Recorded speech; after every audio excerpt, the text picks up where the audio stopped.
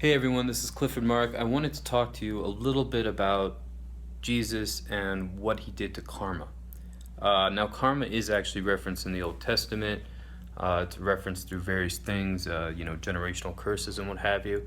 But it's usually in terms of, the Lord and him repaying karma. Now, Jesus' sacrifice on the cross, where he took our punishment for our sins, did a few other things too. And this is evident in Jeremiah 31. Jeremiah 31 is an extremely, incredibly impactful, important verse. You have to read it. It's incredible. And I'm going to go over two parts of that verse. One, and it's important to note, this is actually in the Old Testament. So this is a messianic verse. So verses that are in the Old Testament that deal with Jesus are referred to as messianic verses. And basically, let's just dive right in. So, karma was referenced in the Old Testament, and it also is referenced in Jeremiah 31 insofar as they talk about sowing sour grapes and eating sour grapes and having your teeth set on edge, or drinking, sowing sour grapes and then drinking sour wine. So, this is really important because on the cross, one of the last things Jesus did was drink sour wine. He said, "I thirst." And they held up a sponge and he drank sour wine. Now, the first miracle Jesus did was to turn water into wine, which is an incredible miracle all in itself. It's not like turning water into Kool-Aid. Wine is incredibly difficult. It's incredibly nuanced. And the Pharisees and the house owners and what have you said this is the best wine they've ever had. They said usually the host puts out the best wine first and then everyone drinks it and then they put out the cheap wine. And he said, you guys have put out the cheap wine first and then you put out this incredible wine second. Now, those two things have always sort of troubled me. First of all, why would Jesus drink sour wine on the cross when a little bit earlier, when he was not on the cross, they offered him wine and he refused it?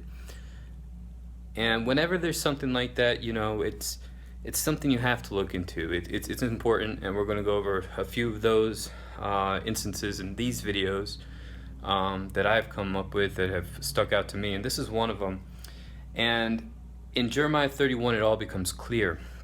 Jeremiah 31, it references the new covenant.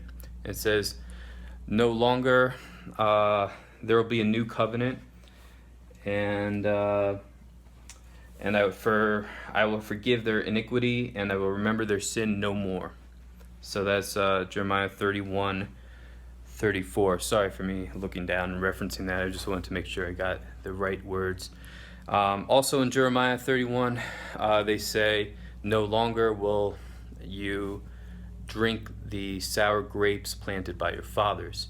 Or, in other words, no longer will they sow sour grapes and drink sour wine.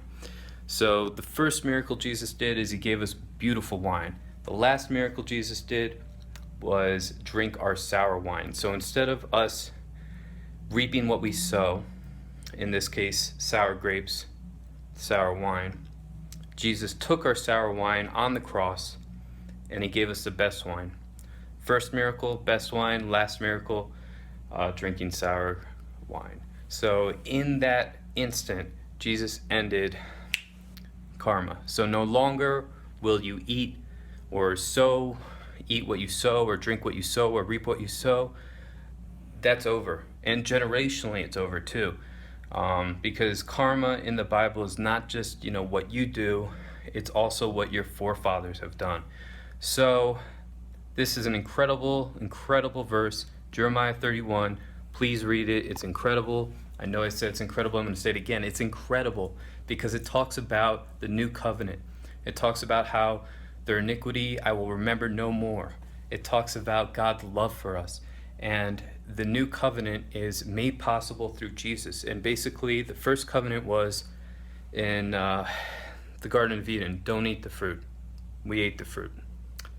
Second covenant, follow the 10 commandments. There are only 10. You can do it. Here's the challenge. Try to remember the 10 commandments. No one can remember the 10 commandments. because it's not given to us to remember the Ten Commandments. God doesn't want us to remember the Ten Commandments. We failed at fulfilling that covenant. The third covenant, the new covenant, that is, believe that Jesus took your punishment on the cross and gave you his blessings, and you're going to be free. You're going to get into heaven. And Jeremiah talks about it, the new covenant, 31. In that same verse, he talks about how karma is ended. So not only are we in heaven, but karma is ended. We aren't going to drink the sour wine after we plant the sour grapes or have sour grapes. No more reaping what you sow.